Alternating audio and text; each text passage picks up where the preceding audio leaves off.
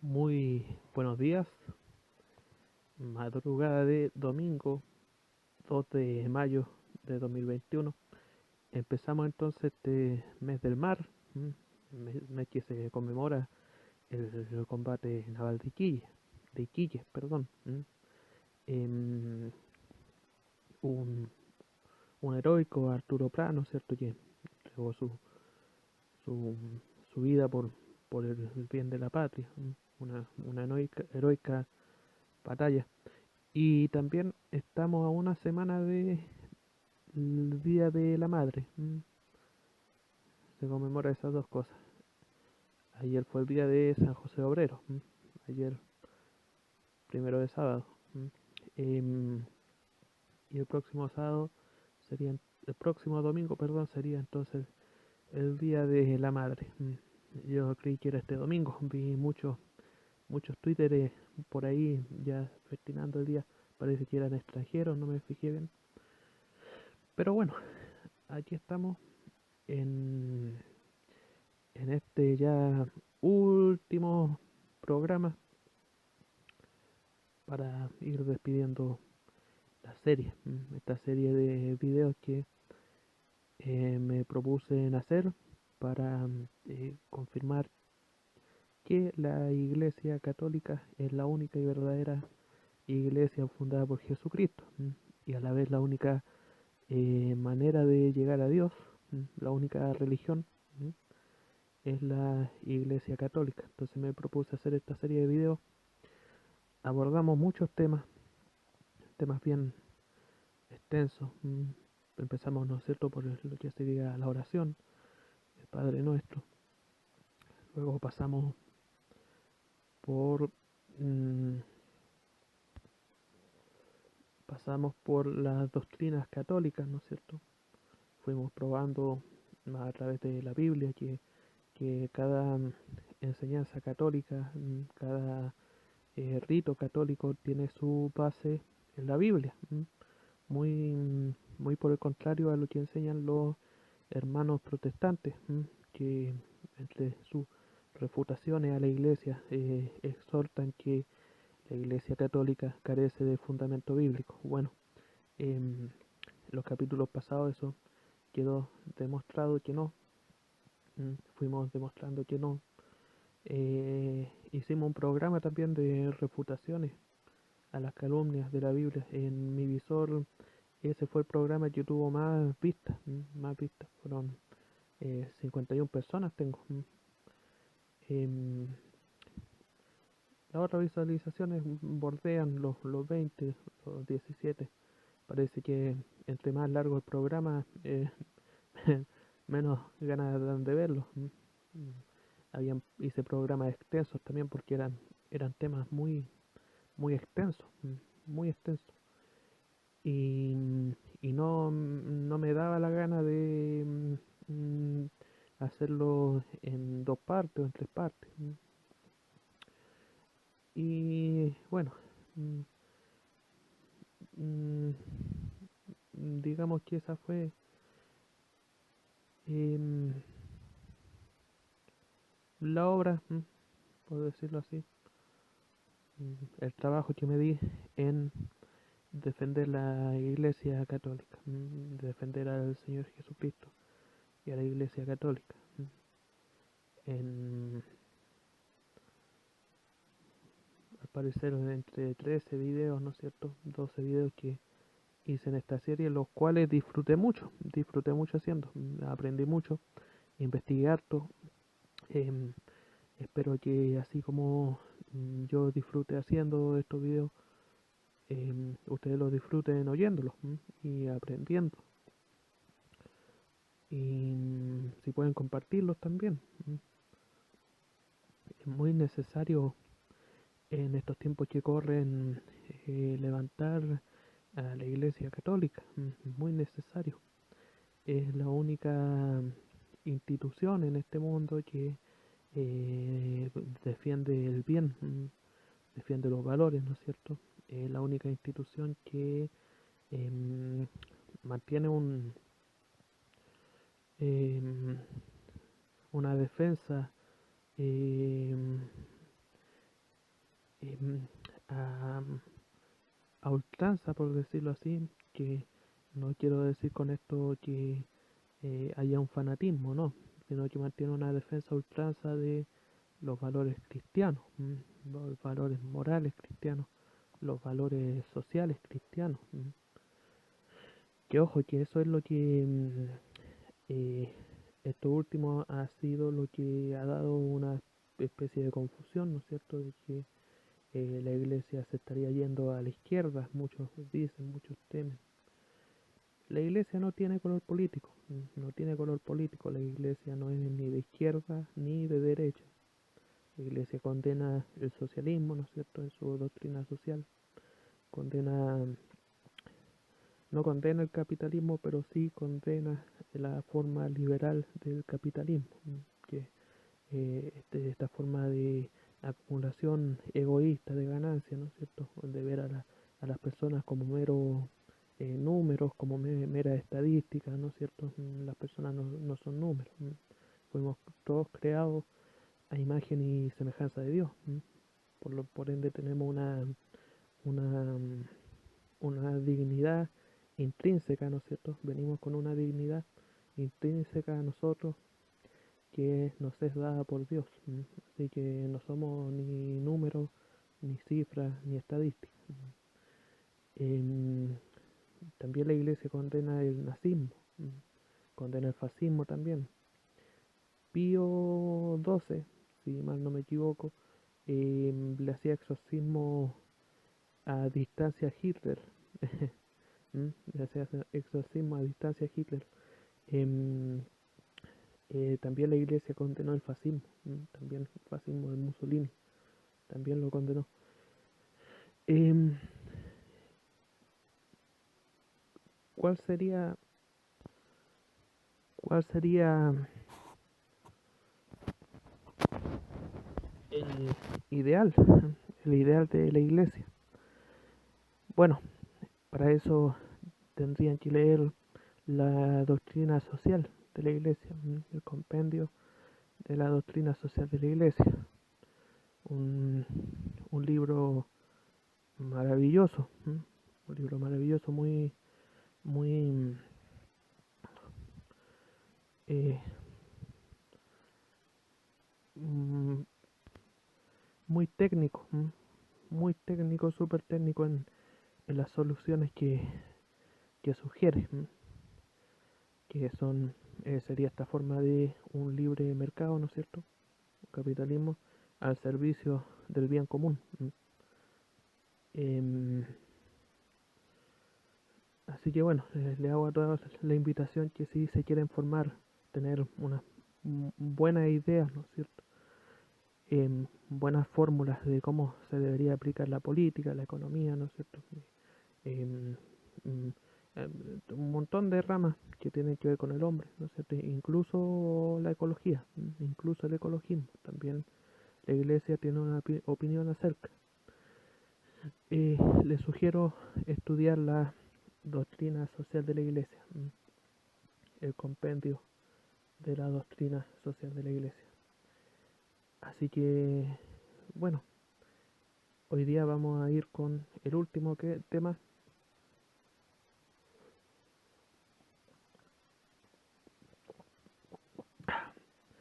acompañado de mi buen chocolate caliente, ¿no es cierto? Para pasar esto,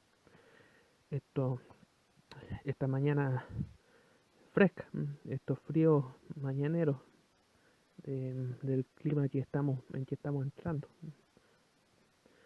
Em, Hoy día vamos a hablar de Jesucristo. Vamos a hablar de Jesucristo en el último tema, pero no el menos importante, sino que el más importante, porque Jesucristo es el eje sobre el que gira la fe, sobre el que gira la fe. Eh, Vamos a hablar del Señor Jesucristo. Para concluir este estudio, este extenso estudio y largo, extenso y largo, valga la redundancia. Em, Estudio doctrinal católico.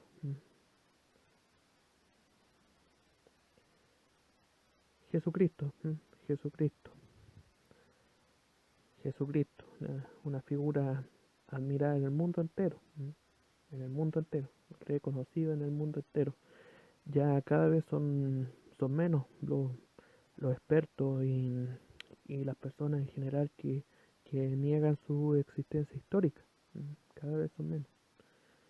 En Flavio Josefo, el historiador judío, ¿no es cierto?, de mediados de los años 70, si no me equivoco, hablaba de Jesús, hablaba de que había un Jesús en, en Palestina, andaba un Jesús. Otros historiadores más son como, junto con Flavio Josefo, son dos historiadores más los que hablan de la existencia de Jesús. Em, Se han escrito miles de cosas, miles de escritos, miles de estudios, seguidores por doquier, ¿no es cierto? Una iglesia, denominaciones protestantes por miles, y todo por la figura de Jesucristo, todo por el nombre de Jesucristo. De, de Platón, ¿no es cierto?, de Sócrates, de otros filósofos, no hay ninguna duda de su existencia, ninguna. Y yo creo que lo que se ha escrito de ellos y se ha hecho eh, a, en relación a ellos debe ser una ínfima parte de lo que se ha hecho de Jesucristo, una ínfima parte. Mm, Así que podemos confiar en la existencia histórica de Jesucristo. El manto sagrado también, la sábana santa, sin ir más lejos, son pruebas verídicas de la existencia de Jesucristo, de la existencia de este crucificado, ¿no es cierto?, que recibió una tortura, cosa que nunca se le aplicó a ningún crucificado en su historia. Esta sábana que da cuenta del traspaso de Jesús del costado, cosa que tampoco se hacía a los crucificados. En la sábana hay un crucificado, em, y están las pruebas palpables de que ese era un hombre, ¿no es cierto? Un hombre que existió. El estudio que se hizo de su sangre, también un tipo de sangre AB, que es una sangre común en el 30% de los judíos en el tiempo de Jesús, de Palestina. La, entonces tenemos estas pruebas palpables, ¿no es cierto?, científicas, de que hubo un hombre que registra las mismas características de la pasión de Jesús, de la pasión de Jesucristo.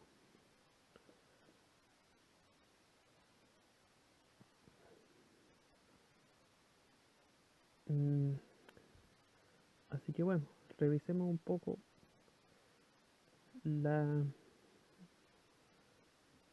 la vida de Jesucristo.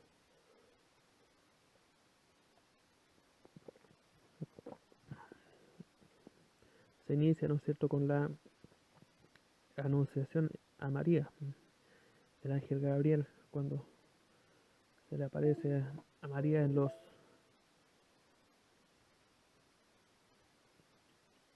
evangelios de la infancia, los cuales corresponden a Lucas y Mateo.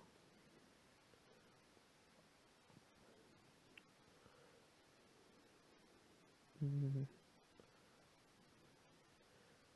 Lucas 1:26, el sexto mes, el ángel Gabriel fue enviado a Dios a una ciudad de Galilea, llamada Nazaret, a una virgen desposada con un varón que se llamaba José, de la casa de David, y el nombre de la virgen era María. Y entrando el ángel donde ella estaba, dijo: Salve, muy favorecida, el Señor es contigo, bendita tú entre las mujeres. En otras eh, traducciones dice: Salve, llena de gracia. Mas ella, cuando le vio, se turbó por sus palabras y pensaba que salutación sería esta. Bueno, esas palabras, eh, María obviamente se iba a asustar porque no le correspondían a ella, una humilde mujer, ¿no es cierto?, de campo quizás. Em, el ángel le estaba dando un saludo de que se da a un César, a un emperador, a una reina. Mas ella, cuando vio, se turbó por su palabra. Bueno, entonces el ángel le dijo: María, no temas, porque has hallado gracia delante de Dios. Eh, a Dios le gustó María. Le gustó María. No se puede hablar de un gusto de forma carnal, que uno siente por una chiquilla, ¿no es cierto? No, Dios quiso a María. Dios quiso a María. Que has hallado gracia delante de Dios. Y ahora concebirás en tu vientre y darás un hijo y llamarás su nombre Jesús. Bueno, de aquí nos saltamos al versículo 38. Entonces María dijo: He aquí la sierva del Señor, hágase conmigo conforme a tu palabra. Y el ángel se fue de su presencia. Tenemos entonces aquí que María es un ejemplo a seguir perfecto. Un ejemplo a seguir perfecto, porque a pesar de lo que Dios la enalteció, ¿no es cierto?, lo que el ángel la enalteció, ella mantuvo su humildad, ¿no es cierto?, y expresó, eh, proclamó ser la sierva del Señor, la esclava del Señor, dicen otras traducciones.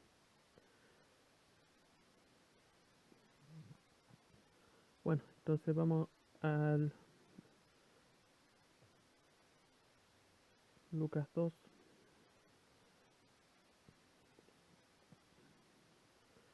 Cuando, em, cuando María concibe a Jesucristo dentro de ella, ¿no es cierto?, es cuando se entra a formar el arca de la alianza del cristianismo, ¿no es cierto?, como expliqué el capítulo pasado.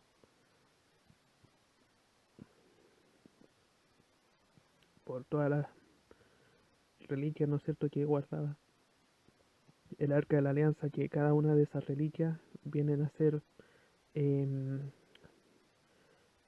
cada una de las em, em, particularidades, ¿no es cierto?, de Jesucristo. La tabla de la ley, ¿no es cierto?, que es eh, el, el verbo, ¿no es cierto?, la palabra de Dios, el maná, ¿no es cierto?, del cielo, que es la carne del Señor, la hostia consagrada, ¿no es cierto?, de la comunión, mm, cuando se hace este milagro de la transubstanciación, ¿no es cierto?, que la hostia consagrada se convierte en carne, el vino en sangre. Han habido muchos casos de ese milagro registrado en la historia, incluso por la OMS, incluso por la Organización Mundial de la Salud, que estudió eh, una hostia consagrada, eh, ¿no es cierto? Creo que fue a petición del científico Linoli, pero si ustedes buscan, ¿no es cierto?, Linoli, hostia consagrada, OMS, le va a salir la historia. Y la vara de Aarón, que sería el sacerdocio. Esas tres reliquias estaban en el arca. Y cada una de estas son una representación, ¿no es cierto? Porque la historia judía es sombra de la historia, la vida de nuestro Señor Jesucristo. Es por eso que en Apocalipsis 11:19 leemos lo siguiente: lo que vio Juan en la isla de Patmos. Y el templo de Dios fue abierto en el cielo, y el arca de su pacto se veía en el templo, y hubo relámpagos, voces, truenos, un terremoto y grande granizo. Este es Apocalipsis 11:19. Y siguiendo un versículo más, entramos en Apocalipsis 12. Apareció en el cielo una gran señal, una mujer vestida de sol, con la luna debajo de sus pies y sobre su cabeza una corona de 2 estrellas, ¿no es cierto? Entonces vemos que este arca de la alianza eh, pasa después, ¿no es cierto?, a, a ser, según el relato, o se hace un paralelo, ¿no es cierto?, o como quiera llamarse, del arca de la alianza se da el paso a esta mujer, que sería María, la mujer que resplandece como el sol, con la luna bajo sus pies, ¿no es cierto?, y la corona de 2 estrellas. Em, y entonces, en Lucas capítulo 2, versículo 7 dice lo siguiente: y dio a luz a su hijo primogénito y lo envolvió en pañales y lo acostó en un pesebre porque no había lugar para ellos en el mesón. Ese fue el nacimiento de nuestro Señor Jesucristo. Esta mujer, ¿no es cierto?, María, que es el arca de la alianza, ¿no es cierto?, que el ángel la saluda como una reina, pare y da luz a Jesucristo en un pesebre, en el que ni siquiera tiene sitio, ni siquiera hay sitio para ellos. Eh, qué enseñanza, ¿no es cierto? Tremenda enseñanza. El Señor vino a nacer en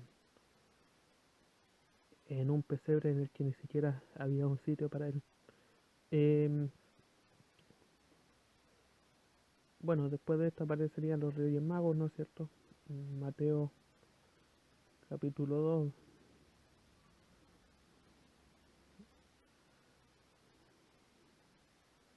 Eh, al entrar ellos en casa vieron al niño con su madre. Esto es Mateo capítulo 2, versículo 11. Y postrándose lo adoraron, abriendo su tesoro le ofrecieron presentes, oro, incienso y mirra. Cada uno de estos presentes tiene su simbolismo. En su obra Benedicto XVI, del Papa Benedicto, perdón, en su obra Jesús de Nazaret, del Papa Benedicto XVI, él explica los simbolismos de estos presentes. El oro le da de conferir a Jesús eh, la realeza, la realeza, eh, la riqueza de el poderío, el oro. Es por eso que vemos en la Iglesia Católica eh, el oro, ¿no es cierto? Vemos el oro en la Iglesia Católica, que debe ser mucho menos de lo que hay en cualquier otro estado del mundo, solo que la Iglesia lo, lo muestra, ¿no es cierto? Porque este oro representa la gloria de Dios en la tierra, así como Jesús está glorificado en el cielo, ¿no es cierto? Dice que la Biblia que la nueva Jerusalén serán calles de oro, un mar de cristal. Entonces, la iglesia en la tierra representa toda esa gloria con el oro, porque así como en el cielo se hace la voluntad en la tierra. Em, entonces, ese es el, el porqué de que la iglesia pareciera aparentemente ostentar tanto oro, aunque el oro que ostenta es mucho menos que cualquier país, estado del mundo. Incienso, incienso, el otro presente, el incienso. El incienso se le obsequia a Dios, a Dios en los templos, en el templo, en los sacrificios, en la, en el altar, en la, en el culto. En el culto se le ofrecía a Dios el incienso.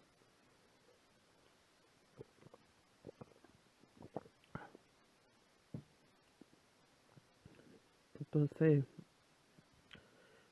el simbolismo de este regalo, ¿no es cierto? Es que los Reyes Magos estaban eh, dándole, identificando a este niño con Dios, con la deidad. Y mirra, la mirra es una sustancia, es un eh, condimento, ¿no es cierto? Una sustancia para hacer perfume, perfume, ungüento, que con eso se ungían los reyes, ¿no es cierto? También con eso se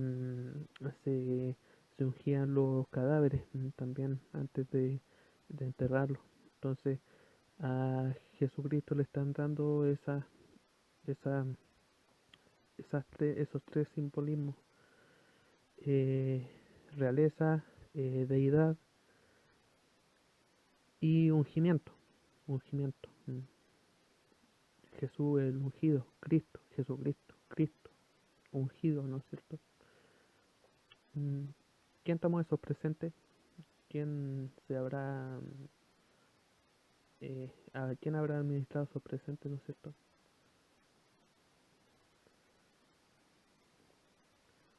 María, pues, ¿no es cierto? María, José, José. Ahora estamos en la solemnidad de José, del mes de José.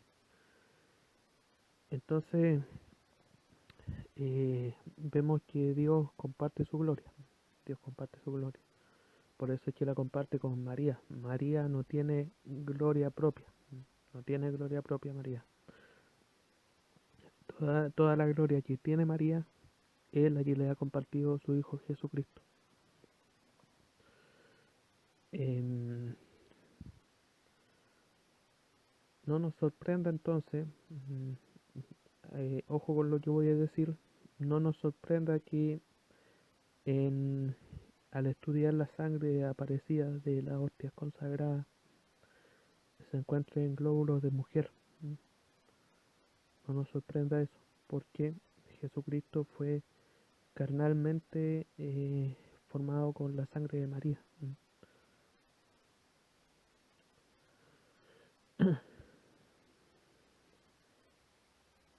Entonces, bueno, Jesús después se perdió en el templo, ¿no es cierto?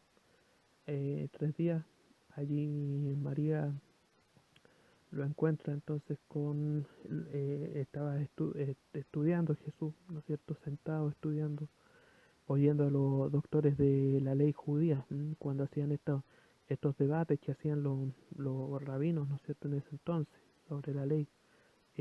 Imagínense ustedes los debates que hay ahora en la tele, ¿no es cierto?, acerca de política, o los mismos debates que pueden haber en internet sobre la religión, ¿no es cierto?, sobre la doctrina cristiana. Em, Se hacían estos debates en el templo en los tiempos de Jesús, ¿no es cierto? Los rabinos acostumbran debatir mucho sus temas de la ley. Y Jesús estaba ahí, pues. Jesús estaba ahí, Jesús estaba escuchando, estaba oyendo, estaba atento, hacía preguntas. Dice ahí la Biblia que él estaba preguntándole. Jesús fue muy estudioso, fue muy estudioso. Jesús estudió. Eh, Jesús siempre se defendía con la palabra. Cuando lo atacaban, ¿no es cierto? En la tentación, en el desierto, cuando el Satanás lo tentó a Jesús, Satanás usando el Salmo 91. Ojo con eso, que muchos hermanos protestantes, evangélicos, es un salmo, el Salmo 91 es un salmo que gusta mucho en los cultos evangélicos, en la iglesia evangélica.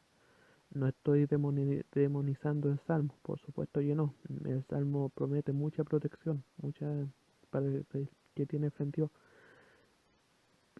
Y este mismo salmo fue el que usó Satanás para tentar a Jesús. Si te tirares de este templo, te tomarán los ángeles para que tus pies no cayeren en piedras, ¿no es cierto? Em, entonces vemos que Satanás hace una tergiversación de la Biblia, de la Escritura. Satanás tergiversa todo lo bueno.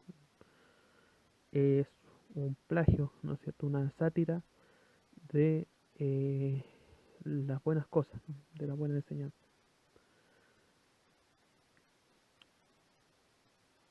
Bueno, entonces Jesús fue alguien muy estudioso, alguien que se conocía la Torá, la, la escritura, se la sabía de memoria, se enfrentaba a los fariseos con la misma escritura. Entonces fue alguien muy estudioso. Sumémosle eso de que eh, él mismo también fue la Torá hablada, fue la palabra de Dios hablada. Juan 1, Juan 1:1. En el principio era el verbo y el verbo era con Dios y el verbo era Dios. Entonces vemos también en el Génesis que en el principio el Espíritu de Dios se movía sobre el agua. Entonces eh, existía en el principio este verbo, ¿no es cierto? Esta palabra, este espíritu. Y si nos saltamos al 14, al versículo 14 de Juan 1 dice, y aquí el verbo fue hecho carne y habitó entre nosotros, y vimos su gloria como gloria del unigénito del Padre, lleno de gracia y de verdad.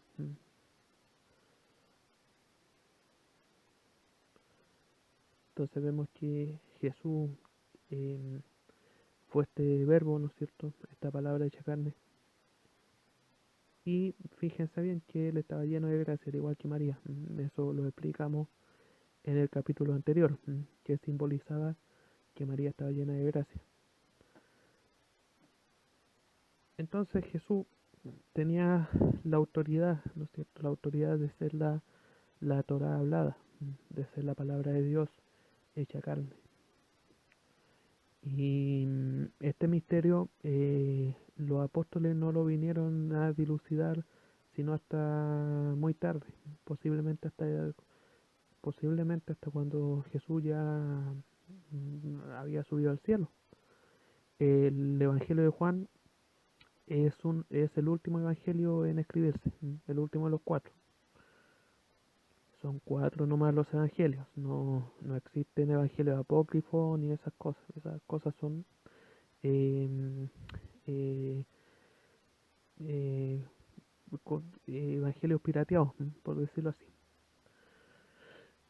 Y Juan da cuenta entonces de ese misterio, de que Jesús eh, es el verbo de Dios hecho hombre. Entonces Jesús se conocía la Torah de memoria, se sabía la Torah, sabía el significado correcto de la Torah. Oíste que fue dicho, mas yo digo tanto, tanto. Oíste que hubieron 10 mandamientos, pero yo los reduzco a dos. Amarás a Dios por sobre todas las cosas y amarás a tu prójimo como a ti mismo. Toda la ley y los profetas, todo el Antiguo Testamento se reduce en a hacer a los demás lo que queráis que os hagan a vosotros. Entonces Jesús entregaba la explicación, ¿no es cierto? Eh, la interpretación correcta de la escritura. Eh,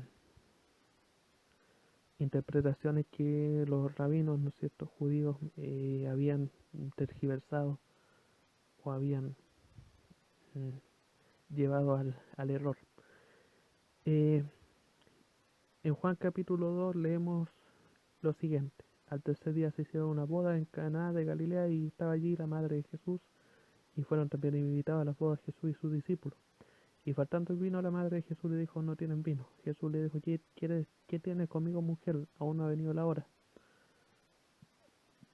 Su madre dijo a los sirvientes, hacer lo que ellos dijeran. Y estaban allí 6 tinajas de piedra para agua conforme al rito de purificación de los judíos, en cada una de las cuales cabían 2 o 3 cántaros. El simbolismo de la piedra lo explicamos en el capítulo pasado y lo explicamos también en el especial de Semana Santa, el simbolismo de la piedra en el agua, que tiene que ver harto con el Santo Grial. Jesús les dijo, versículo 7, Jesús les dijo, llenad estas tinajas de agua y las llenaron hasta arriba. Bueno, vemos entonces que Jesús era un hijo obediente, era un hijo obediente, a pesar que él le reclamó a María, ¿no es cierto?, de que aún no había llegado su hora, ya un Jesús ya mayor, ¿no es cierto?, bien mayor, unos 30 años, eh, igual hizo caso, igual le hizo caso a su madre, un hijo obediente. ¿A qué hora se refería Jesús? Se refería a la hora de iniciar su ministerio.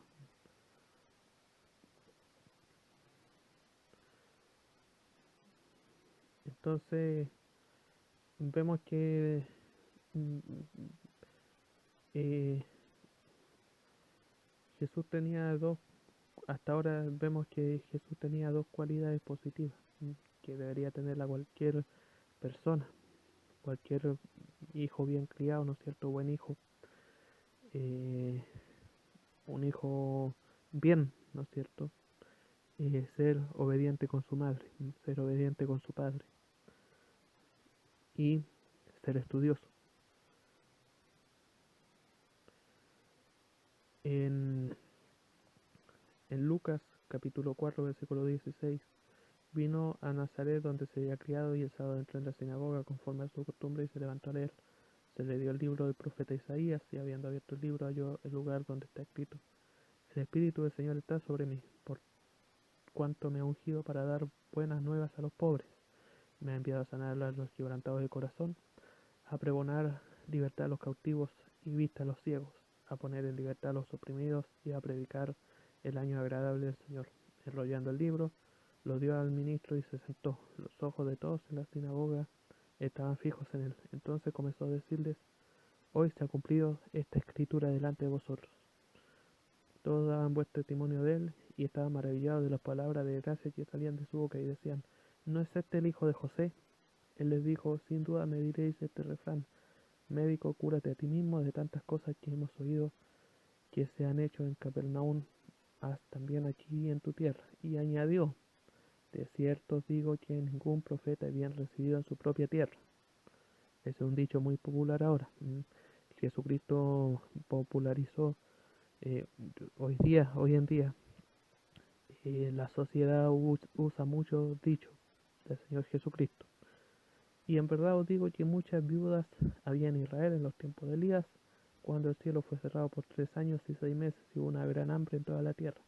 Pero a ninguna de ellas fue enviado Elías, sino a una mujer viuda en Sarepta de Sidón. Y muchos leprosos había en Israel en tiempo del profeta Eliseo, pero ninguno de ellos fue limpiado, sino Naamán el sirio. Al oír estas cosas, todos en la sinagoga se llenaron de ira. Levantándose, lo echaron fuera de la ciudad y lo llevaron hasta la cumbre de un monte sobre el cual estaba edificada la ciudad para ellos, para despeñarlo. Pero él pasó por en medio de ellos y se fue. Hizo una huida, ¿no es cierto?, el Señor. Eh, ¿Qué pasó acá? ¿Qué pasó acá? Bueno, lo que pasó fue que Jesús les dijo a la sinagoga que Dios había obrado milagros en gentiles, en gente que no era judía. Los judíos siempre se han atribuido ser el pueblo elegido, ¿no es cierto? Entonces, para ellos es inconcebible que Dios obre milagros en otros pueblos. Eh, pero Jesús le vino a demostrar que no, que Dios también obraba milagros en pueblos gentiles. Ya el hecho de que los reyes magos se hayan presentado ante Jesús da cuenta de la universalidad de Jesús, de que un Jesús adorado por todos los pueblos, no solamente aunque él vino a su pueblo, vino a Israel, ¿no es cierto? Cuando dice Jesús lamentándose más adelante: Israel, Israel, tú que matas a los profetas, ¿cuántas veces te quise juntar como la gallina junta a sus polluelos? ¿No es cierto? Un pueblo elegido, ¿no es cierto?, pero elegido para que de ese pueblo naciera María y Jesucristo. Para eso fue elegido el pueblo de Israel.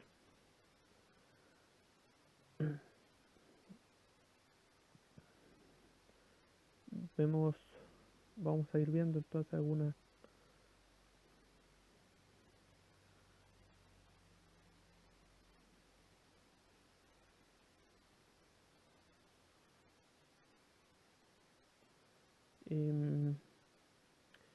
hubo un hecho cuando a Jesús lo trataron de pillar los fariseos, ¿no es cierto? Y los rabinos.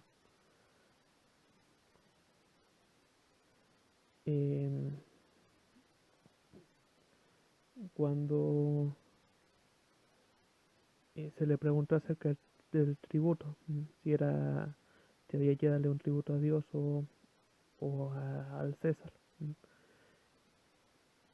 Pregunta muy peligrosa, muy capciosa, porque si Jesús respondía hay que darle tributo a Dios, los judíos, los rabinos, los escribas lo podían acusar ante el emperador, el emperador, de que había un hombre que estaba llamando a no darle tributo a César.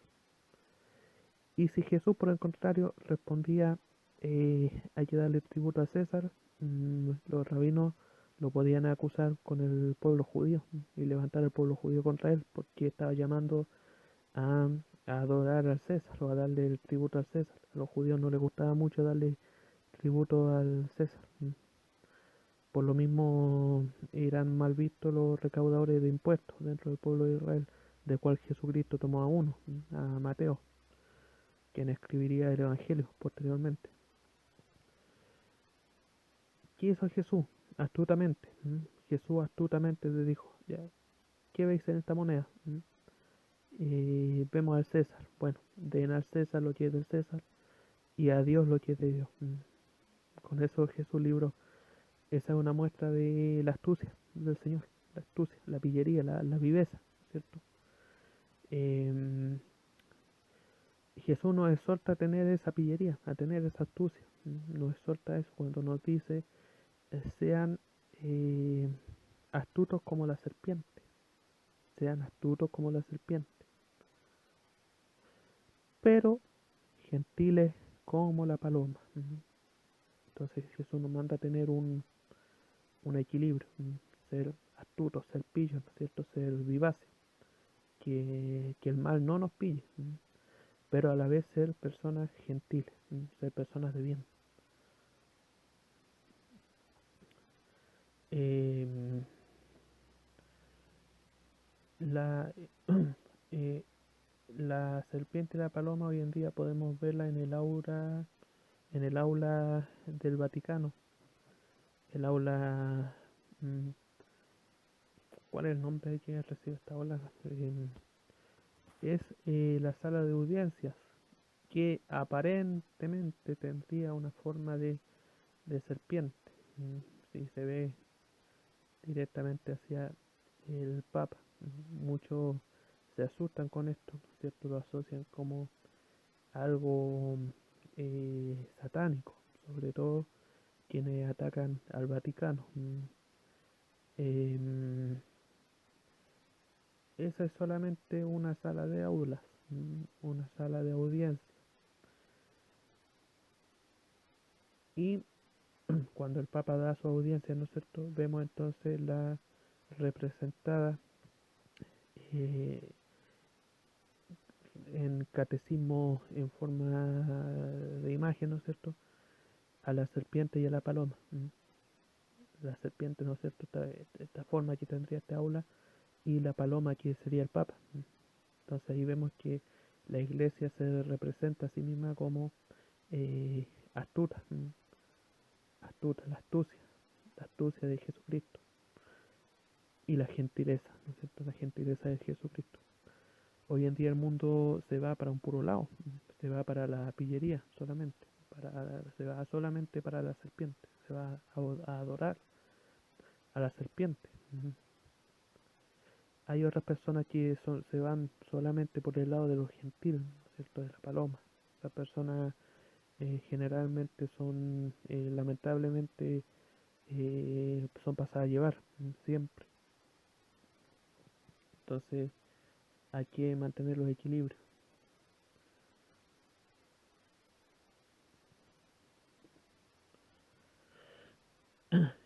En eh, Mateo 5, en Mateo 5 empieza lo que es el Sermón del Monte. las enseñanzas de Jesucristo a las multitudes en el monte. Aquí empieza ya de lleno lo que sería su ministerio. Cuando vio las multitudes, subió a la ladera de las montañas y se sentó. Eh, Benedicto XVI, en su obra, vuelvo a nombrar la obra de Jesús de Nazaret, eh, enseña que el sentarse fue un simbolismo de su autoridad.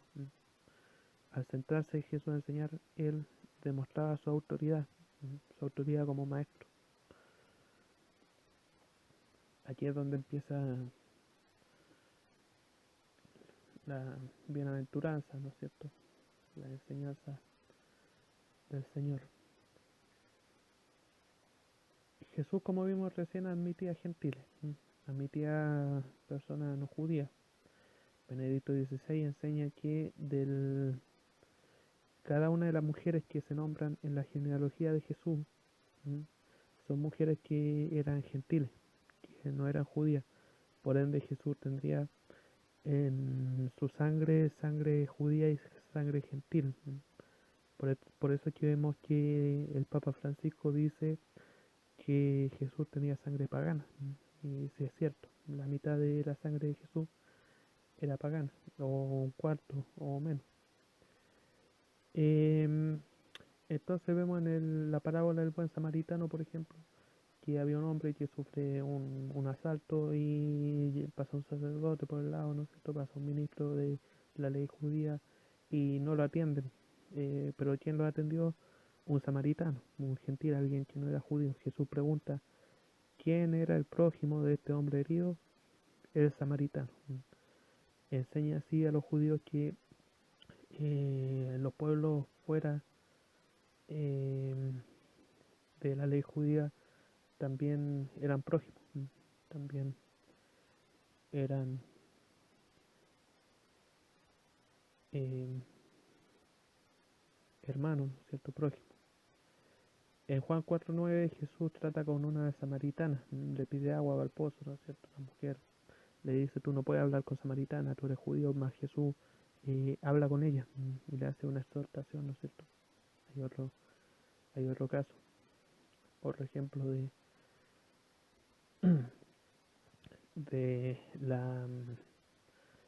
eh, la hospitalidad que da Jesús a todos los pueblos, a todos los pueblos. ¿Cómo no lo habrán visto de mal a Jesús cuando lo veían hablando o compartiendo con otra gente, ¿no es cierto?, que no era judía, los, los rabinos más celosos de la ley judía, ¿no es cierto? En Cristo ya no hay judío ni griego, soy todos uno en Cristo Jesús. Gálatas 3:28, eso enseñó el apóstol Pablo. Apóstol Pablo que también tendría una ascendencia media romana y judía, ¿no es cierto? Bueno, en Cristo ya no hay judío ni griego, soy todos uno en Cristo Jesús. Gálatas 3:28. También dice ese versículo que no hay mujer ni hombre. Con el cristianismo empezó la igualdad, se empezó a ver la igualdad, la emancipación de la mujer, ¿no es cierto? La emancipación de los esclavos. En su carta Pablo a Filemón le exhorta a tratar a sus esclavos como a un hermano, como un hermano. Vemos que empezó la emancipación de la mujer y de los esclavos en el cristianismo. Eh, en Lucas 7 aparece un centurión, un soldado romano, que va a hablar con Jesús, le dice que él es dueño, está a cargo de muchos soldados, muchos cargos, y le pide a Jesús que le haga un milagro, ¿no es cierto?, en su casa. Le dice, con solo que tú digas que este milagro fue hecho, ese milagro se hará, ¿no es cierto? Jesús lo glorificó por la fe que tenía el centurión. Eh, en este centurión romano hay más fe que en toda Israel. En este centurión romano hay más fe que en toda Israel. Eh, entonces vemos otras muestras también de la fraternidad, ¿no es cierto?, que Jesús tenía con los gentiles, los gentiles. No hacía acepción de personas, Jesucristo. Eh, y lo otro que aprendemos de este pasaje es que Jesús era obediente con la autoridad, respetuoso de la autoridad. No criticó al centurión romano por ser un centurión, a pesar de que los soldados romanos tenían ocupada Jerusalén, ¿no es cierto? Eh, no, pues eh, hay que respetar a los carabineros, hay que respetar a los uniformados, a los militares. Son personas que estudian mucho, eh,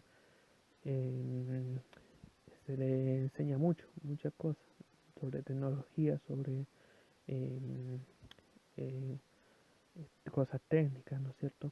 Mecánicas, ¿no es cierto? Se les enseña mucho, ellos también se ejercitan mucho. Todo esto lo hacen por el país, ¿cierto? Por la patria. Eh, se les exhorta a dar su vida por la patria. Hay que respetar a los uniformados. Jesucristo nos enseña a respetar a los uniformados. Eh, entonces Jesús no era un tan revolucionario como quieren hacerlo ver, sino se iba contra las fuerzas militares, ¿no es cierto? Nunca se fue contra el Imperio Romano. Jesús no venía en un plan de hacer una revolución, como muchos quieren hacerlo ver. Si Jesús se fue en su momento contra los rabinos y los escribas, los líderes espirituales, fue para hacerles ver, ¿no es cierto?, y hacer cumplir la ley. Fue todo por una obediencia de Jesús a la ley y a la palabra de Dios. Nada más que eso. Allí los que estaban errando, los que estaban haciendo revolución, ¿no es cierto?, los que estaban tergiversando la palabra, eran los rabinos. Entonces vemos que Jesús siempre fue muy respetuoso de lo legal, de todo lo que era legal. Entonces tenemos que aprender eso. Hay que respetar las autoridades, como enseñaría más adelante Pablo o Pedro, si mal no recuerdo. Lucas 15, Mateo 21, 31, Marcos 2:16 nos muestra que Jesús compartía con pecadores. A Jesús le gustaba compartir con el pueblo. Jesús mismo nos exhorta a compartir con los pobres. Hubo una prostituta arrepentida en Lucas 7, 36, 50, que Jesús también perdonó, no la juzgó. Eh, en Juan 8, 1, 7 también, el Señor salvó a una mujer de ser apedreada. Jesús vino a dar redención al mundo, arrepentimiento. Ya da lo mismo si eres un pecador, ¿no es cierto? Da lo mismo los manchados que estés. Jesús te da la oportunidad siempre de reivindicarte. Mientras haya vida, siempre te vas a poder reivindicar. En Lucas 10, 38, 41 leemos que Jesús fue a visitar a Marta y a María. Esta era otra María, no era su madre, sino era Marta y María. Entonces Jesús cuando ve a Marta afanada haciendo qué hacer, ¿no es cierto?, haciendo limpieza, pasando la escoba, ¿no es cierto?, lavando losa, y cuánta cosa. Jesús le dice, Marta, tan afanada en estas cosas, una sola cosa te es de provecho, sentarte aquí con tu Señor y escuchar. Eh, Alguien machista hubiera mandado a Marta a lavar la losa, ¿no es cierto?, a lavar la ropa, e incluso no a Marta, sino que también a María. Vemos que María estaba sentada junto con Jesucristo cuando Jesús invita a la mesa a Marta. Entonces, aquí empieza como dije recién, la emancipación de la mujer, la emancipación, que hasta ese entonces la ley judía consideraba a la mujer un objeto más de entre los animales, de entre las pertenencias del hombre.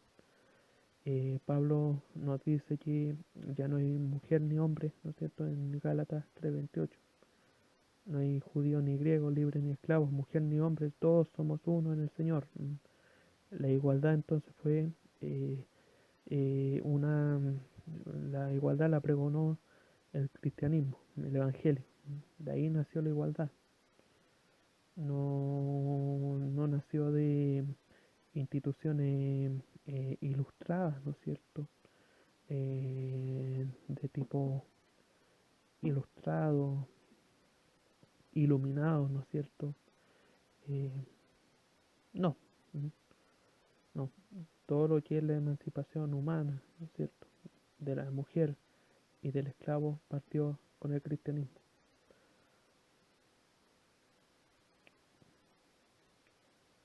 Vamos a ver algunos aspectos que a Jesús lo hacen más personas.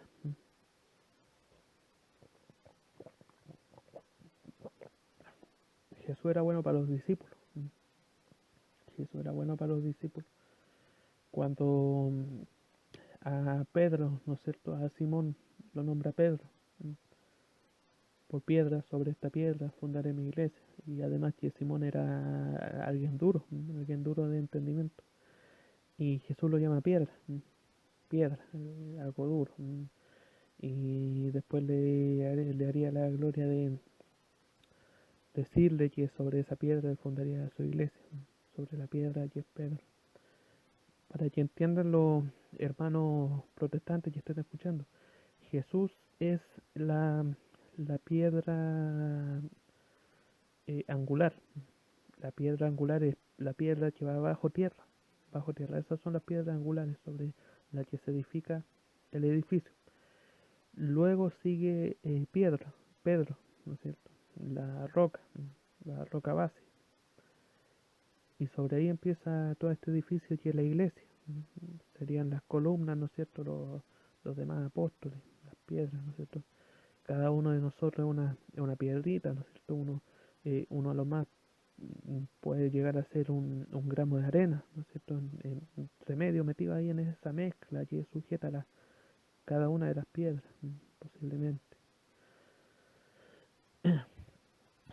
A, a Santiago y a su hermano Juan, a Santiago y a su hermano Juan, de los discípulos, Jesús le llamó hijos del trueno le llamó Jesús, lo apodó. Em, Cuando ellos volvieron de una predicación a un pueblo y nadie les creyó, nadie agarró papa con la predicación, eh, estos dos discípulos le dijeron a Jesús: Jesús, oremos para que caiga fuego delante de este pueblo y consuma el pueblo. Y Jesús les dijo que no, les dijo que no. Entonces ahí hicieron honra, ¿no es cierto?, del apodo que le puso Jesús. Hijo del trueno en esa época, a día de hoy sería como decir los más brígidos, ¿no es cierto? Los más brígidos, eh, eh, los más choros. Santiago y Juan, los más choros, los hijos del trueno, los más brígidos. Un lenguaje chileno coloquial, actual. Eh, Había un apóstol que era Tomás, al que se le decía el gemelo de Jesús por ese parecido. Eh, Quizá entre broma y broma, ¿no es cierto?, entre tallas que hacían entre ellos, ¿no es cierto?, en sus conversaciones o cuando compartían. Posiblemente los otros apóstoles o Jesucristo mismo le haya puesto gemelo. Oye, tú, mira, tú eres el gemelo de Jesús, eres el gemelo del Señor, te parecí harto, ¿cierto? Entonces ahí eh, uno va dando cuenta de eh, algunas cosas que podían haberse dado, ¿no es cierto?, entre en el compartir, en el compartir. Porque aparentemente los evangelios no hablan de un Jesús que se riera, no comentan, no hablan de... Hay situaciones jocosas, pero para alguien, para cualquiera que lee la Biblia, ¿no es cierto? Se le podrían pasar por alto.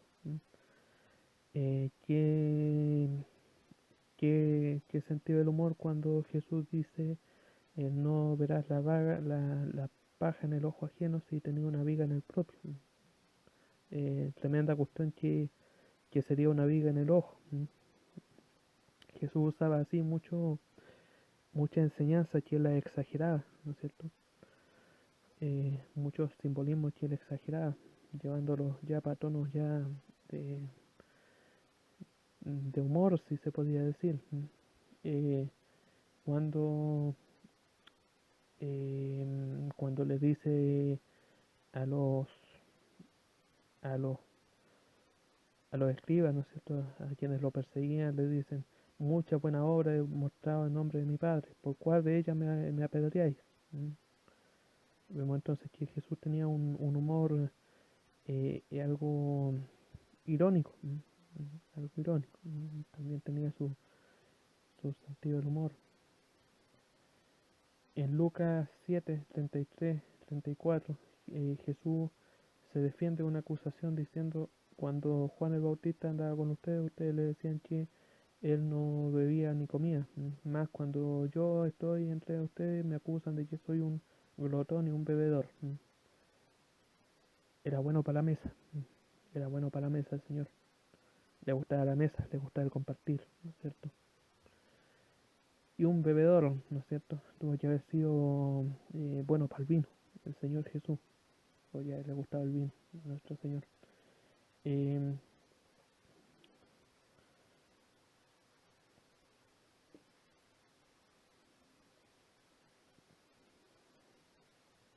en Lucas 9:13 leemos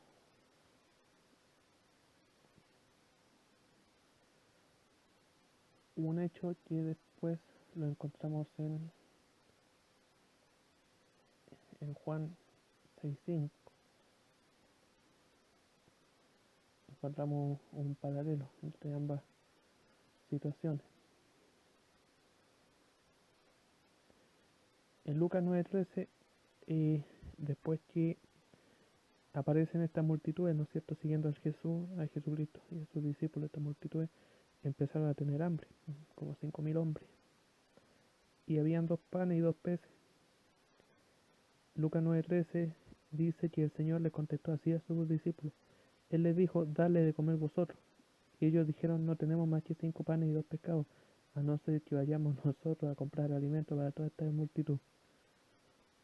¿Se imaginan ustedes 5.000 hombres, personas hambrientas, y ustedes pidiéndole a Jesús hacer algo y que Jesús les diga, encárguense ustedes? ¿No es cierto? Sería como, chuta, ¿y qué hacemos ahora? Jesús les puso en aprieto. Jesús les puso en aprieto. Y con 2 panes, con 5 panes y 2 pescados, ¿no es cierto? ¿Cómo vamos a alimentar a 5.000 hombres? No sé. Alimentenlos ustedes. Arréglensela a ustedes, le dijo Jesús. Y Juan 6:5 nos narra más detallado este pasaje y dice, y como alzó Jesús los ojos y vio que había venido a él gran multitud, dice a Felipe, ¿de dónde compraremos pan para que coman esto? Mas esto decía para probarle, porque sabía lo que había de hacer. Respondió Felipe, 200 denarios de pan no les bastarán para cada uno que ellos tomen un poco. Eh,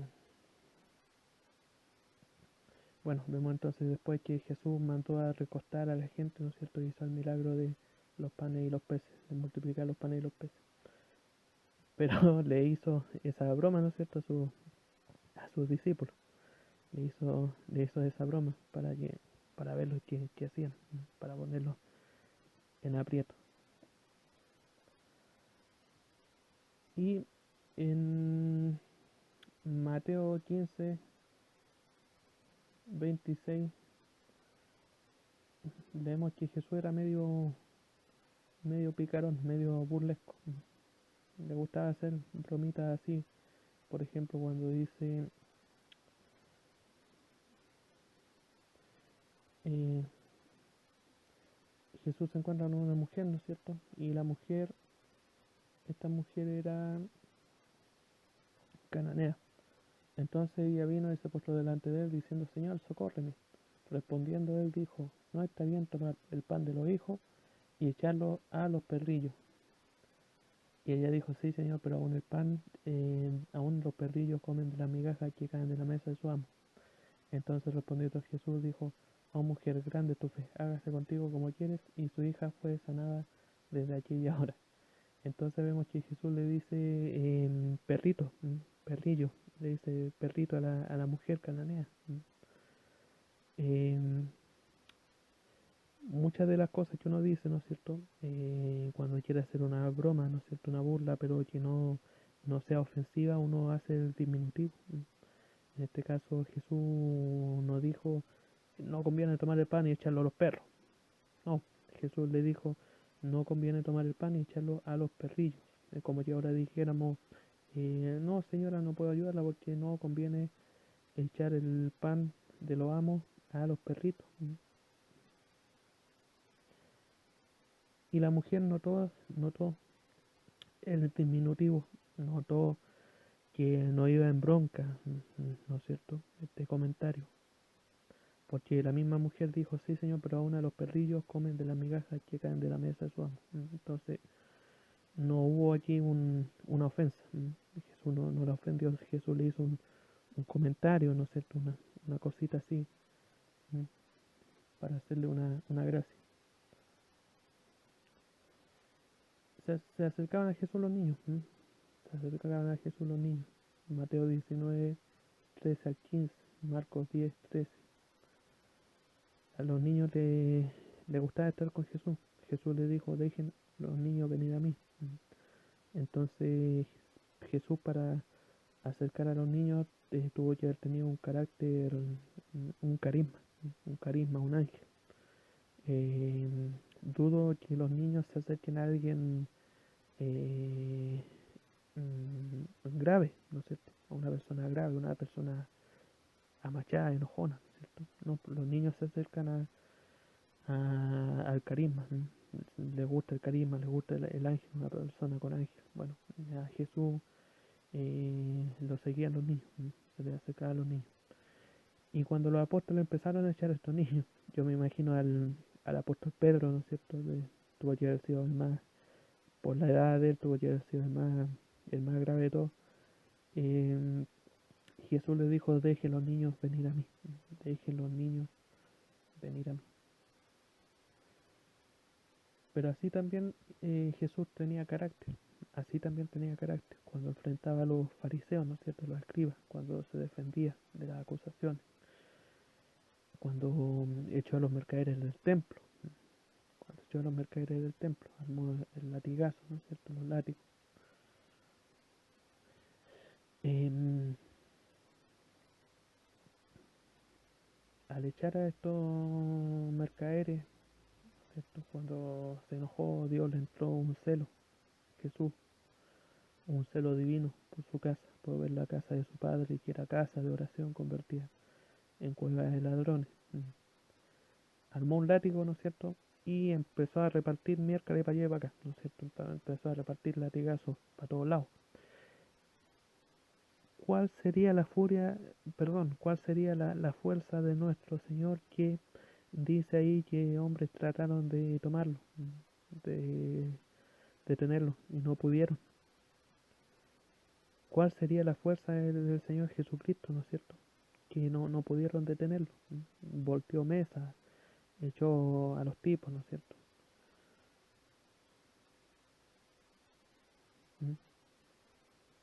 Una sola persona contra tanta otra.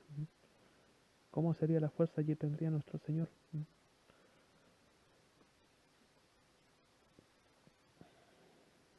Hay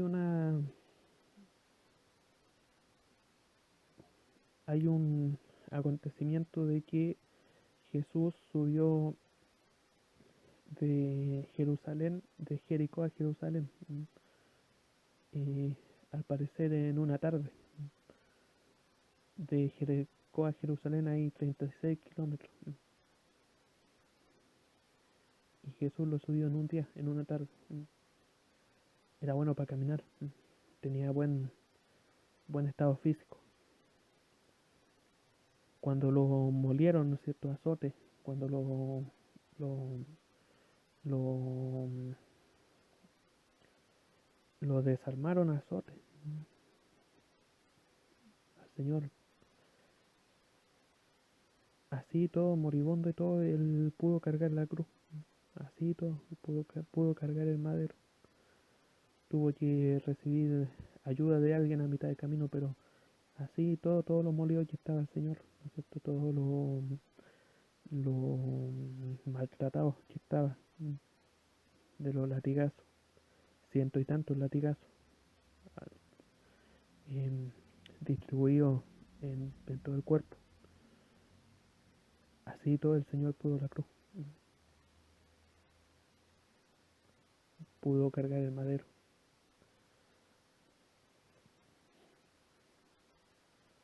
Esa es la fuerza de nuestro Señor. Esa es la fuerza del amor. La fuerza del amor y de la verdad. Porque no olvidemos que Jesús dijo, yo soy el camino, la verdad y la vida. Jesús era la verdad. Jesús no era como un maestro que nació buscando la verdad, ¿no es cierto? Muchos maestros que hay buscan la verdad y encuentran algo y con ese algo que encuentran después aparecen como iluminados, ¿no es cierto? Como personas iluminadas.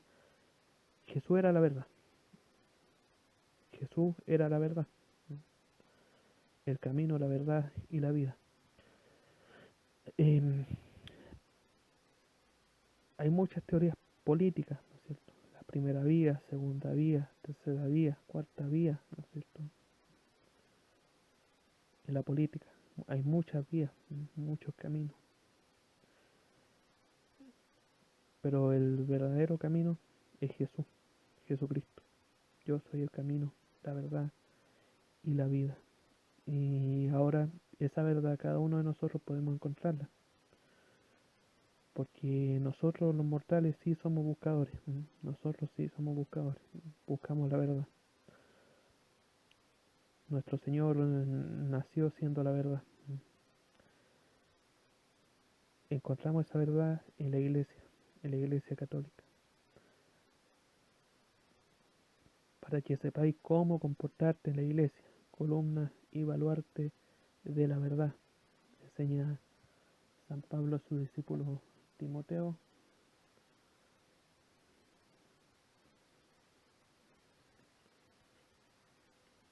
En la primera carta de Pablo a Timoteo, capítulo 3, versículo 15, para que si me tardo sepas cómo conducirte en la casa de Dios, que es la iglesia del Dios viviente, columna y baluarte de la verdad.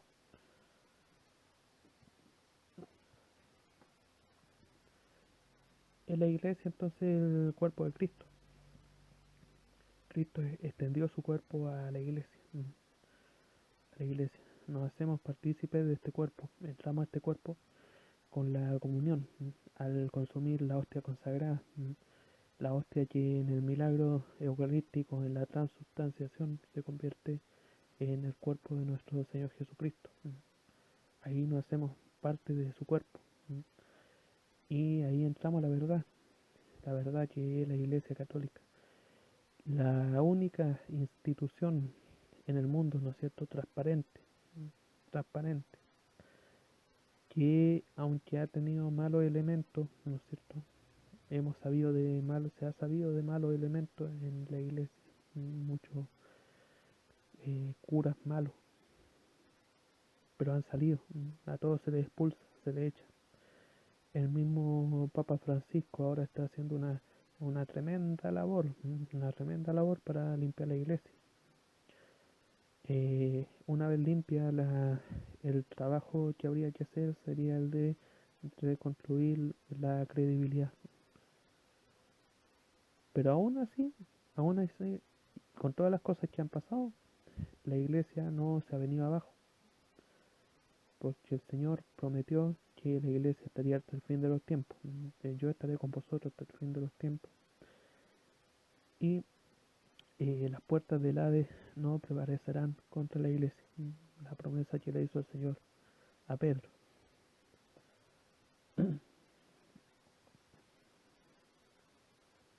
No hagas a los demás lo que no te gustaría que te hicieran a ti. Esa es la ley de oro de la convivencia, la ley de oro de la sociedad. Pero está en negativo, está en negativo. La modernidad le enseña en negativo. Jesús le enseñó de esta manera. Eh, Haz a los demás todo lo que quieras que te hagan a ti. Mateo 7:12, la regla de oro. Haz a los demás todo lo que quisieras que te hagan a ti. Él enseñó esta regla de oro en positivo. Aquí nace la regla de oro. Una regla fundamental, tan fundamental que el Señor dice, esta es la esencia de todo lo que es la ley y los profetas. Recordemos que cada vez que se habla de ley en la Biblia se refiere a la ley del Antiguo Testamento, a todo el Antiguo Testamento. Esto es lo que hay en la ley y los profetas, la esencia de la ley, de los profetas, la esencia de todo el Antiguo Testamento, todo lo que se había escrito hasta el tiempo de Jesús, es la regla de oro. Hacer a los demás lo que a ti te gustaría que te hicieran. Y eh, inculcando esta regla en la sociedad, nos evitaríamos muchos casos de psicópatas, muchos casos de personas con triada oscura de la personalidad, maquiavélico, narcisista, gente que hace daño al prójimo por hacerlo. Con esta regla de oro, inculcándola en la sociedad, eh, las personas no buscarían, no se acercarían a ideologías dañinas, ¿no es cierto? Ideologías que infunden el odio, el odio de clase, el odio racial, ¿no es cierto? Amaos los unos a los otros, Juan 13:34. Amaos los unos a los otros. Esto es fraternidad universal. Esta es la fraternidad universal, amaos los unos a los otros. Y esto nació del Evangelio, no nació de la Ilustración, no nació de la Revolución Francesa. La fraternidad universal nació del Evangelio. Amaos los unos a los otros. Asimismo, otra cosa que las puertas del Hades le han copiado a Jesucristo, ¿no es cierto? En el comunismo ha sido la justicia social, la visión social de Jesús. Jesucristo enseñaba la caridad, la solidaridad, el amor a los pobres, a los más necesitados. El comunismo, la izquierda, ¿no es cierto? Ha plagiado esta enseñanza y la utiliza como propaganda para llegar al poder. Jesús enseñó esta enseñanza, ¿no es cierto?, para cumplirla, para hacerla, para llevarla en uno como parte del Evangelio y dar la ayuda desinteresadamente, desinteresadamente.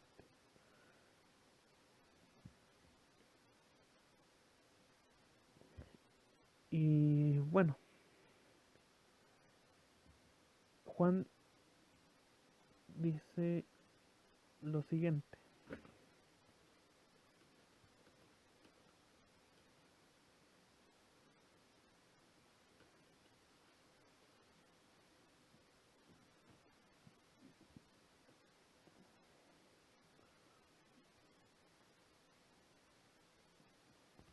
Jesús, perdón,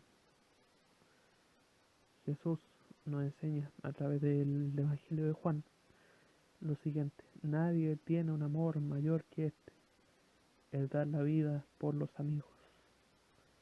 Nadie tiene un mayor amor que este, dar la vida por los amigos. Jesús era el amor. Jesús era amor. Dios es amor. Dios es amor. Eh, en un capítulo pasado yo usé una palabra bien fea para describir lo que la doctrina social de la iglesia enseña, que es lo que mantiene a la Trinidad unida. Yo hablé de pegamento. Tuve que haber dicho sustancia. La sustancia que mantiene a la Trinidad unida, ¿no es cierto?, es el amor al Padre, al Hijo y al Espíritu Santo. Eh, y Jesús nos vino a dar ese amor.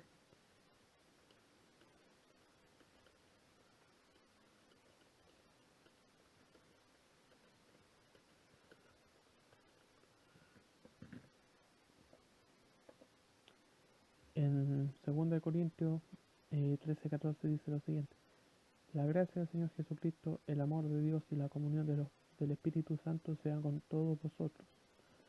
La gracia de Jesucristo, el amor de Dios y la comunión del Espíritu Santo sean con todos vosotros. El amor de Dios, ¿no es cierto?, es llevado en su Hijo Jesucristo. ¿Qué muestra de amor más grande que la que Jesús haya dado la vida por todos nosotros? En la Biblia nunca aparece la palabra Trinidad. Nunca aparece la palabra Trinidad. Pero salutaciones de Pablo a la iglesia de los Corintios como esta: la gracia del Señor Jesucristo, el amor de Dios y la comunión del Espíritu Santo, dan a entender que hay tres personas en la divinidad y muchas otras enseñanzas del Nuevo Testamento. Jesús vino a revelar a Dios, a la humanidad, a este Dios uno y trino. Antes de Jesús no se sabía que era Dios, no se sabía. Habían luces, habían muestras. En Génesis leemos que Dios dice: hagamos al hombre, lo dice en plural. Entonces habían señales, algo se sabía o se sospechaba de la naturaleza de Dios. Y Jesús lo vino a dar. Jesús vino a revelar cuál es la naturaleza de Dios. Dios uno y trino, la Trinidad, el Padre, el Hijo y el Espíritu Santo. Tres personas cohabitando en un Dios.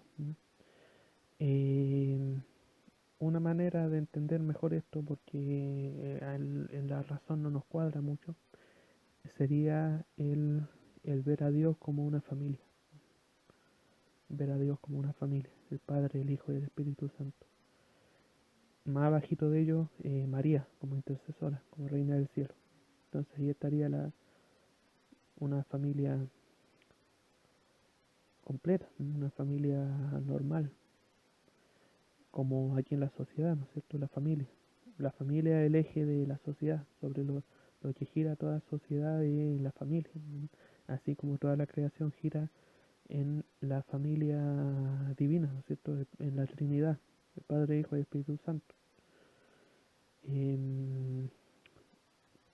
¿Y qué es lo que tiene que haber en una familia, no es cierto?, para que esté bien sólida, bien solidificada? El amor, el amor. Es por eso que eh, es por eso que en la iglesia católica se venera a Cristo crucificado. Muchos hermanos protestantes, mucha gente que no sabe, dice que Jesús está crucificado en la iglesia católica como eh, como una celebración, ¿no es cierto?, de la iglesia, de que mataron a Jesús. Aparece un Jesús todo sangrante, ¿no es cierto?, todo sufriente, crucificado. Y no, pues, el por qué veneramos a Cristo fue a Cristo crucificado, es porque no hubo muestra de amor más grande en la historia. ninguno de estos grandes iluminados, ¿no es cierto?, de la historia, de estos personajes que hay en la historia como grandes maestros, ninguno dio su vida por la humanidad, solo Jesús, el verdadero maestro. Jesús dio su vida por sus amigos, por toda la humanidad. No hay muestra de amor más grande que esta. El venerar a Jesús crucificado, ¿no es cierto?, con todas esas llagas, esas heridas, es venerar su muestra de amor, su muestra de amor. Por eso es que Pablo en 1 Corintios 1:23 dice lo siguiente: pero nosotros predicamos a Cristo crucificado, piedra de tropiezo para los judíos y necedad para los gentiles. Pablo predicaba a Cristo crucificado, piedra de tropiezo para los judíos. Para los judíos era maldito el que moría en el madero. Pablo enseña que Jesús hizo maldición por nosotros. Los judíos no aceptan a Jesús porque fue colgado de un madero, no lo aceptan como Mesías. Por eso es piedra de tropiezo para ellos y necedad para los gentiles, necedad para los pueblos del mundo. Si tú vas con un héroe, ¿no es cierto?, a predicar a un héroe crucificado, ¿no es cierto?, ¿qué vas a predicar con eso? ¿Cierto? Como me trae un héroe que fue muerto. Pero la victoria de Cristo fue el resucitar. Jesús venció la muerte con su resurrección.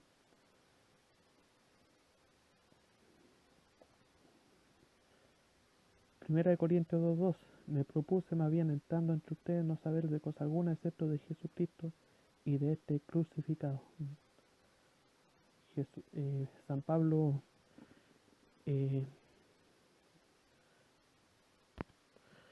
posiblemente cuando San Pablo llegó a la iglesia de los Corintios, quizá la gente se acercó, ¿no es cierto?, diciéndole, copucha, oye, este hermano aquí, este hermano acá, hizo tal cosa, pasó esta otra cosa, y Pablo lo único que quería ver, lo único que él quería estar ocupado era en contemplar a Cristo crucificado. Ya no vivo yo, Cristo vive en mí, dice el apóstol Pablo. No vivo yo, Cristo vive en mí. Ninguna cosa en el mundo llena más que la doctrina cristiana, más que el cristianismo. Ninguna cosa llena más que la iglesia de Jesucristo, la iglesia católica. Ni la política, ni las pasiones, nada. Nada llena tanto el corazón como Jesucristo. Gálatas 3:1: oh Gálatas insensatos, ¿quién os ha fascinado a vosotros, ante cuyos ojos Jesucristo fue presentado públicamente como crucificado? ¿Cómo Pablo les presentó públicamente a los Gálatas a Jesucristo crucificado? Porque Pablo andaba con un crucifijo. Pablo andaba predicando con un crucifijo. El uso de imágenes. El mismo uso de imágenes con el que los jesuitas predicaban aquí a los indígenas, para civilizarlos, para mostrarles, revelarles al Dios verdadero.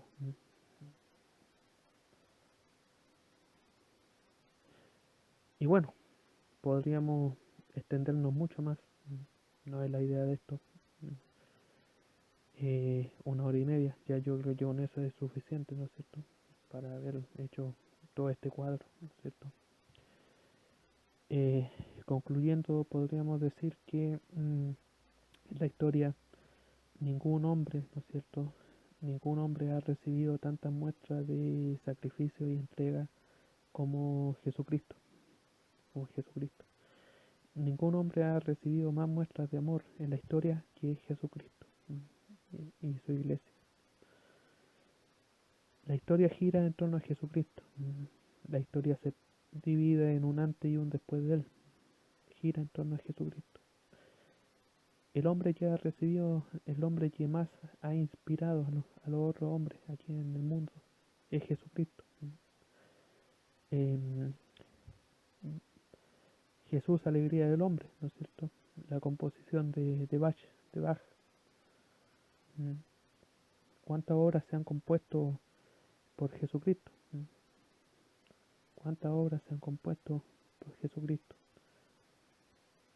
cuántos cuadros se han pintado por Jesucristo, cuántos, cuántas iglesias se han construido, las catedrales monumentales que uno se pregunta cómo fue que hicieron eso, ¿no es cierto? Todo construido en inspiración eh, por el Señor Jesucristo, por el amor de Jesucristo en su cruz por todos nosotros. Jesucristo, el más grande hombre, ¿no es cierto?, que existió en la historia. El personaje principal de la historia de la humanidad, ¿no es cierto?, es Jesucristo.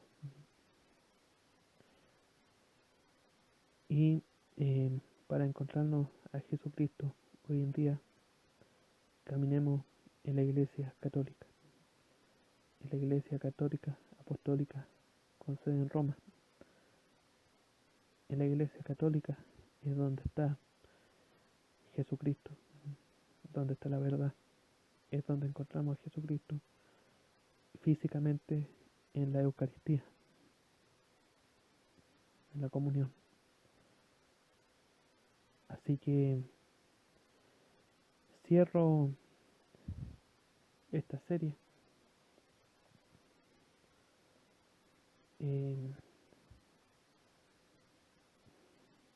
esta serie de estudios, ¿no es cierto?, con la siguiente reflexión, invitación.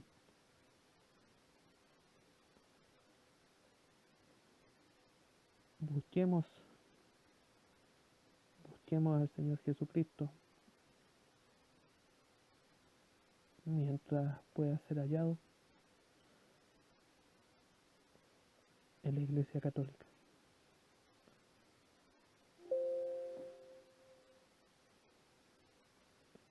Busquemos a Jesucristo mientras pueda ser hallado en la Iglesia Católica. Con esto despido esta serie de videos, ¿no es cierto?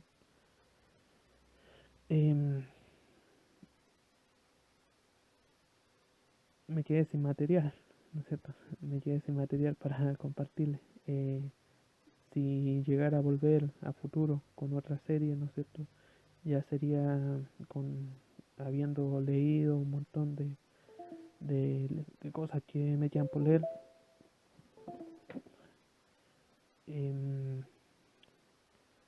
para traer material, si es que llegase a ser una nueva serie. Estos videos quedarán ahí, ¿no es cierto? Cualquiera los puede ocupar, cualquiera que quiera aprender, ¿no es cierto?, de doctrina, de la sana doctrina, ¿no es cierto? Quedan ahí estos videos, que son un granito de arena en el aporte que quise hacer a la Iglesia Católica, aporte y defensa que quise hacer a la Iglesia Católica, verdadera y única Iglesia fundada por nuestro Señor Jesucristo. Dios les bendiga a todos, tengan un muy buen domingo, una mejor semana. Recemos, sigamos al Papa a las 12 horas, ¿no es cierto? Pueden programar al Papa para seguirlo con el rosario por el mundo, por el fin del coronavirus, para que termine luego esto y podamos volver a la normalidad.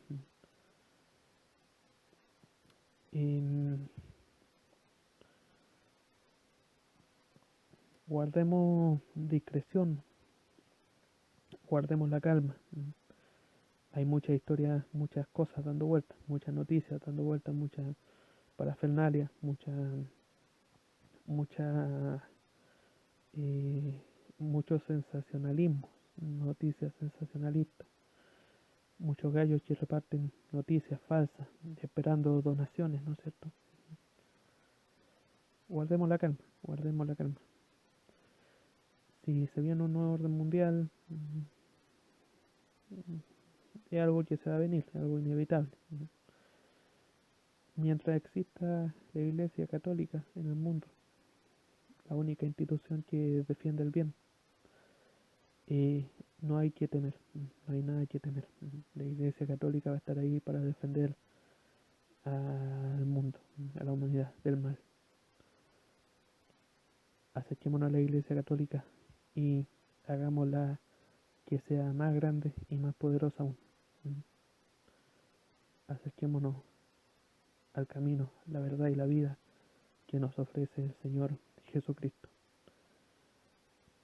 Viva Cristo Rey, viva la Santísima Virgen María.